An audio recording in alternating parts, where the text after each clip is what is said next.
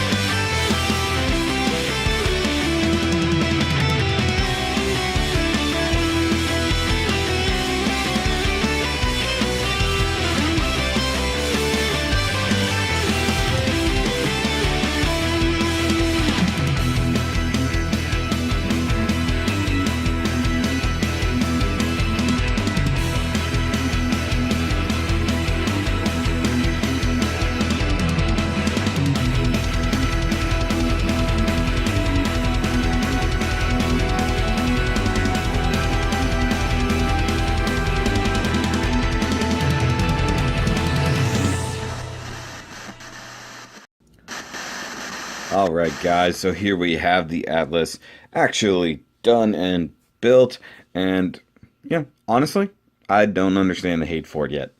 I mean, okay, fine. It's not a brand new mold particularly, but you know, it's not terrible, guys. And you know, I love this color separation. I love the look of it. And honestly, like, other than the fact that some of the details are silly, kind of like this blue sticker right here instead of giving you one that goes all the way through. You know, that's not terrible. The gun, you know, obviously I had to paint that, got the blue on top and then just a little bit of gray. Otherwise, okay, so that's not great, but I mean, how many other high grades do we have to deal with that on, you know? So, honestly, it's not terrible. And we'll talk about it as we go, but, you know, just the hate that has happened so far for this kit, I really don't get it. So actually, let's go ahead and take a closer look at some of these accessories before we get to the rest of the kit. So the rifle is really cool. I think it's actually supposed to be the same one that the new Gundam uses, or at least very, very similar to it. And you can see that I did take some blue Gundam marker to it. Not a perfect paint job by any means, but definitely has the effect that's necessary. Added some of my favorite dark gray ever as well. Cleaned up the lines as best I could, and I still have the trigger hand. So of course he does come with that. And it's a very interesting trigger hand in the fact that the way you plug the hand in, let's see here if I can get it off. Okay, so you got the same normal plug on the back of the hand. Okay, so you can see the trigger where normally you would have almost like a 3-layer sandwich hand here. It would come around this way. So you've got the trigger finger like that. You set the handle in the palm, rotate the finger around. Now you can see a tab right there. That sandwiches behind the tab on the back of the hand.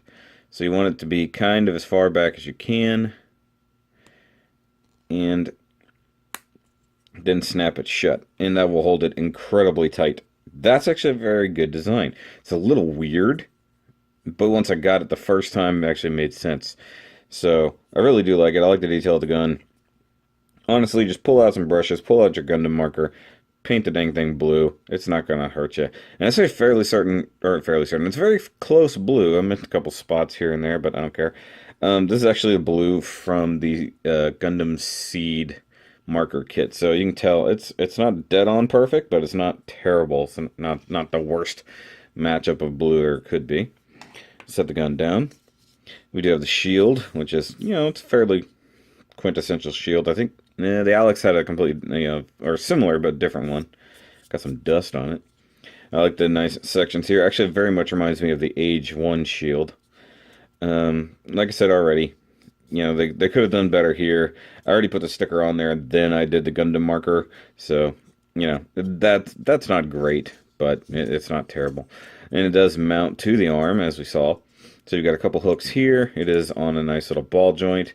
And you have the handle right there. So if you really want to, you just come in here, turn the arm sideways.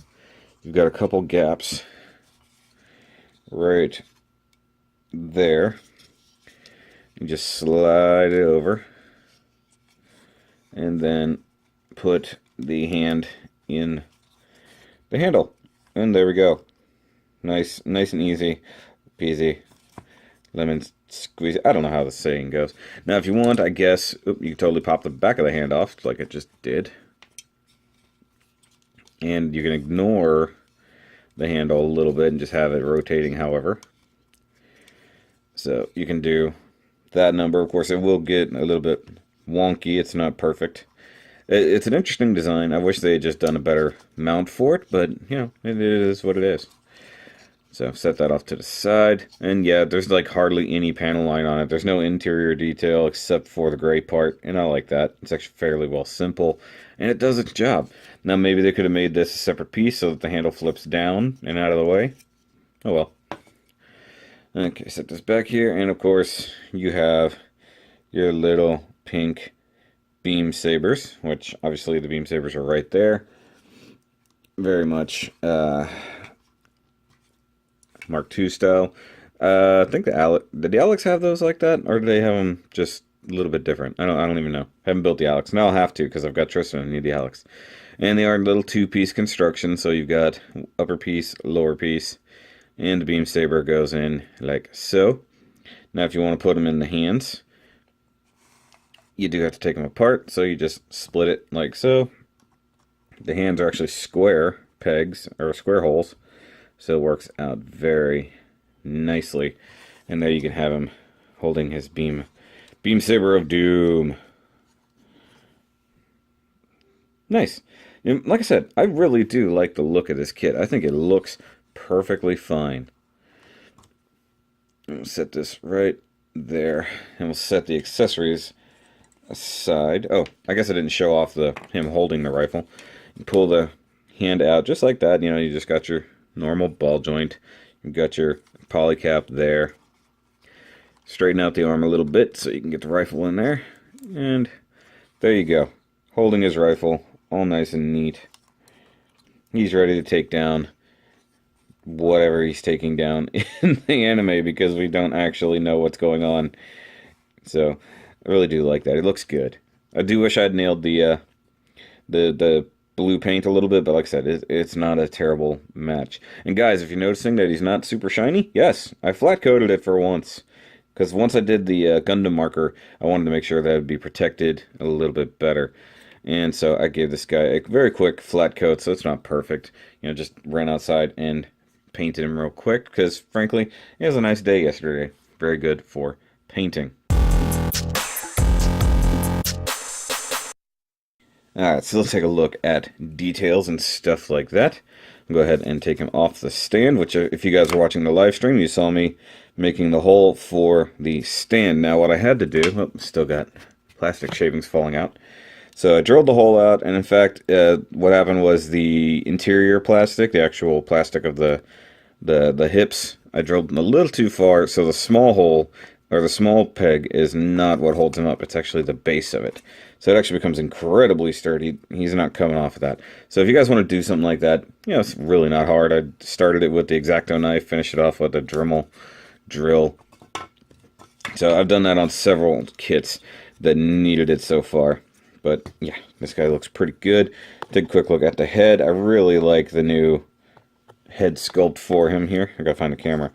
Got the nice twin V-fin. Of course, it's similar to the Alex, very similar to RX, the normal RX-78, but he's got some nice big cheek vents here. Now, I did them in black because that's what it was showing, but realistically, it should probably be a darker gray. You even got the Vulcans right there. They look very, very nice. I like the blue kind of, not crystal, right there. It's actually still got some nice eye glow going on there from the sticker in the camera, sticker in the eyes. Just nice foil stickers there. Back of the head, nice little camera sticker. You got this big rear camera sticker that's nowhere near shiny now because I hit it with a flat coat, but it does still reflect very nice. Now you guys know this thing needed some paint. So right here in the shoulder area, this needed gray and red. So I did the red first, then came in with the gray and cleaned it up. Of course, right there actually came out a lot uglier than I thought. Another thing I did actually somewhat seamline the shoulders. It's not perfect, but I didn't want them going anywhere. There are two just sandwich pieces. So all I did was put it together and run some thin cement along the top of the seam. And then, you know, sanded it clean. So it's not perfect, but it will hold together. If you notice this shoulder is potentially a little bit darker than this one, I was trying to do some edge shading with the weathering kit. It got really messy, and that is literally about as clear as it would come. So it's not terrible, but you'll see the darkness difference. You probably can't see anything but that now. Yep. So this shoulder got the same details.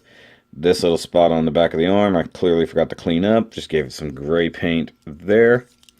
Now, if you really wanted to go that far, these little spots right up here were supposed to be a yellow outline and gray in the middle. I didn't feel like doing that realistically. It was kind of a pain in the butt. It's like after having to do the shoulders, that was going to be even harder, and doing yellow and then the gray would have been very, very difficult. So coming down the way here on the shins, you've got this little thruster or whatever it is. Dark gray paint in there. Should have a little bit of yellow outline around the edge. I could go back and do it later if I want to, but once again, very, very difficult to do. Now, these spots on the legs, the paint on this one, I didn't care as much about as I did on the other one. So, you do get a sticker you can put across there or across here, and it will clean those up. You can see this one I definitely cleaned up a lot better than I did over here. I had a little bit of a accident. I don't care that much, realistically. It's not terrible. And then you've got these spots right in here on the insides, and then also inside there on the magnets or whatever those are supposed to be on the joints. That was all details you can see on the box. Same thing inside these vents. They don't even give you stickers for the insides of the thrusters like that, so you gotta have to paint that. Bottom of the feet, thrusters, just got some paint. And speaking of thrusters, we've got yellow paint inside the main thrusters on the backpack. So yay for that. Also the little ankle pistons got chrome paint, but they've got a little bit of flat on them now, so now they just look like a decent looking silver. Although it's real funny, if you go watch one of the latest tested videos, Adam Savage actually discovers Molotov chrome and actually uses it to make a foam sword look fairly well realistic. It looks really, really awesome. Alright, so let's go into articulation, since that seems to be one of the biggest high points on this thing, or low points, however you want to look at it. So the head is on a ball joint / hinge, so you can rotate all the way around like so. He can look down really well. He can look up really well. He can also just come straight out of there very, very easy. Oh, I totally forgot about this. This part right in here needed to be painted or use the sticker. So you need to get that collar done. Now the head is a little bit loose, but it does actually function, so I'm okay with that. If it was loose and didn't function, I'd be really mad. So you can get a heck of a turkey neck out of here. So you can like really kick that head very far forward. I gotta remember to take a picture of that, or just take it right now. Hold on. Tilt the foot so I can get that image. Hold on. I'm trying to do things here, guys. There we go. Yeah, I needed a picture of that. That was a good look. Alright, so head does its thing. Shoulders. Okay, you guys know in the live stream I was complaining about the shoulders. Mostly the shoulder armor, because it is a square hole around a round shoulder joint. That made no sense to me. So, I mean, the shoulder joint moves, obviously. And if you rotate the arms all the way around, you can do that fairly well and nice. You get a little bit of movement out of it. But the actual shoulder joint is limited, so you can only come up about that far with the way the polycap is set in there. Actually, I need to tighten up the arm just a little. There we go. You do get bicep rotation. That's very nice. You get a single jointed elbow, which is a bit of a disappointment, not going to lie. But then again, there's other modern HGs that do use single joints all the time, and nobody complains. You got the ball jointed wrist, which actually has a very good amount of movement, so can't really complain there. But a high teacher is not, I guess it's doable. So you can, once the arm is all the way around, it's actually doable. Just got to keep those arms fairly well straight. Now he does have a bit of an ab crunch, and I can dig that. So you can move like that, so you can get the nice little cutout right there. Now if you really want, you can pick it up just a little bit and get some torso rotation like so. Get the arms tilted like, there we go. So you can actually just do that. It's actually not bad at all.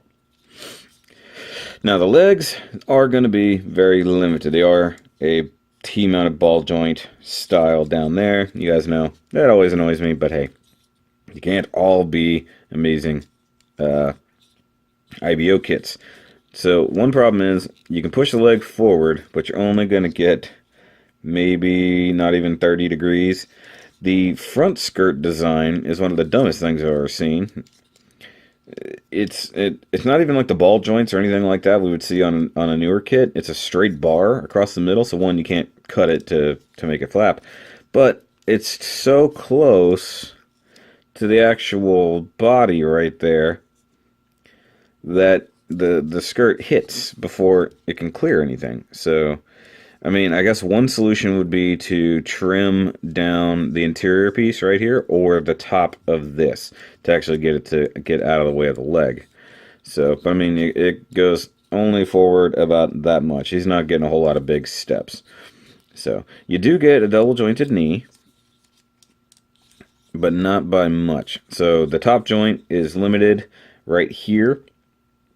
Though I would definitely say if you want to get a little bit more articulation out of it, go ahead and trim the back side of the leg up. Why not? I mean, a lot of people, I don't want to have to do, just shut up and do it. But you do get 90 degrees pretty much straight out of the bottom, so that's actually not bad at all. You do get leg rotation due to the ball joint up there in the hip, so you can always get the leg turnout, so that's not a problem. Or he can do the PP dance one way or the other. Hold on, let's see here. Bend the knees. Bend the knees, bend over just a little. There, he can do the PP dance. That's going to be a new thing I have to do on every review now, because I did it the once, now I'm going to have to do it every time. Oops. Gotta watch how I do that. Ooh, that wasn't a good noise. Alright, so ankle actually has plenty of movement. So you got a big sweeping ankle kick right there. But then that's also on a ball joint. So that moves like so. And you can see that ankle armor right here totally can rock just enough to make a difference. And you get lots of pivot and rotation. So one thing you can definitely do is swing those ankles wide. Like so, he can really get down. He's a ninja. He's not a ninja, but that's okay. Actually, because the legs are coming so far out, he's actually getting a decent pose. That's not bad at all. Honestly. I've had action figures with way less. Hold on, let's get one arm up and one arm down. There we go. Rotate just a little. Yeah, I can actually pose. Look at that. Okay, it's old engineering, but guess what? It still functions. People want to complain about it being designed over an old kit. We'll talk about that in a second. It's just, I really do dig it. I mean, it's a clean kit, and that's one thing I really like about it. Yeah, you're gonna have to add some paint details. Whoop-de-doo. If you're a builder worth your own salt, add your own paint details. I mean, that's not hard. I mean, if not, just throw on the sticker details that it comes with. Then you're going to make up some of that missing detail. The weapons aren't terrible. You get beam sabers, you get a shield. The details are nice. Of course, I just screwed that up. Give me a second.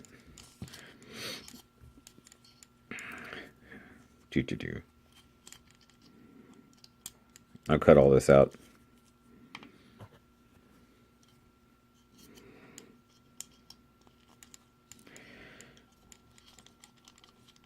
There we go. Much better.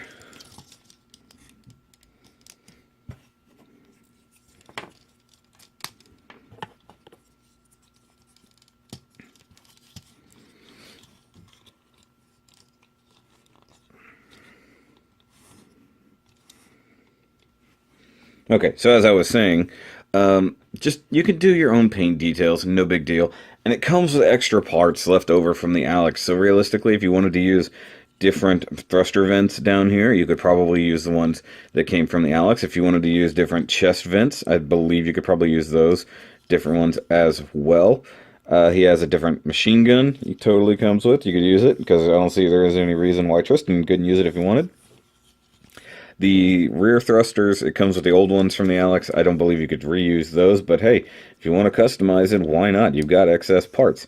It even comes with the hidden forearm machine guns that I've seen people slightly modifying to get in there. Apparently it doesn't take a whole lot. So, I mean, that's not terrible. So the real question is, as you saw in the thumbnail, is this the worst kit of 2017? And in my opinion, no, it is definitely not the worst. However, whenever I do my year-end reviews, and, you know, I actually go through the works and stuff like that, will it get the lowest votes? Possibly, realistically. Sure, the articulation is limited in some places, and some of it is actually just by stupidity. Like, so, I mean, the skirts, yeah, that could be very much annoying. The backs of the legs, yeah, that also pretty annoying. So, you know, but it's not the worst.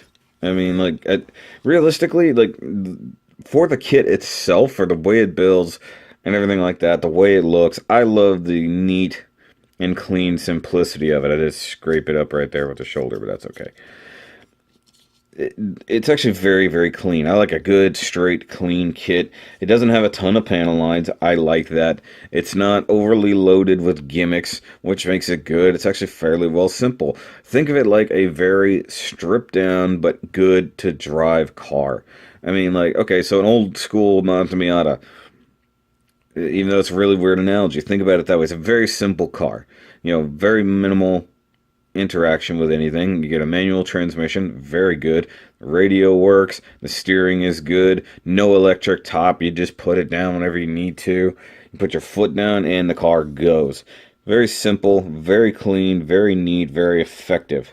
I'm gonna have to get a good shot like that. But, is it a brand new, absolutely mind-blowing kit? No. Is it acceptable? Is it good? Sure. I mean, you guys complain about it not being this perfect brand new thing from the ground up, but like I said in the live stream, if they had done this as a perfectly new, brand new thing from the ground up, then it wouldn't really relate to the Alex that it comes from. So I guess in the story, this thing was developed from the remnants of the Alex and made into something more. Not a whole lot more realistically. It's only got most of the same design aspects, but it's upgraded. It's not too long after the events of Char's counterattack, so it is what it is. So they took an old school kit design, gave it some new body parts, gave it some new details, and threw it out for a decent price. I mean, what is it? 1,500 yen? To say it costs too much? It's 1,500 yen. You pay way more than that for certain, like, really simple, easier kits that come with nothing.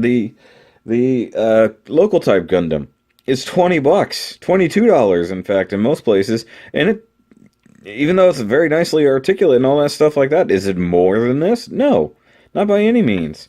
So, I mean, they saved money. They gave you older kit engineering, but gave you a nice looking kit. You don't have to agree with me. That's just my opinion. But don't sit here and trash it. And if you're going to say there in the comments, oh, it's the worst, just save it, okay? I don't want to hear it. And stop trying to poison other people with your ideas.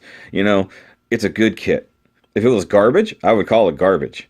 It's not the Region Lace. You guys know the Region Lace is one of the worst kits I ever built in 2016. I consider the Region Lace worse than this. Is the engineering better?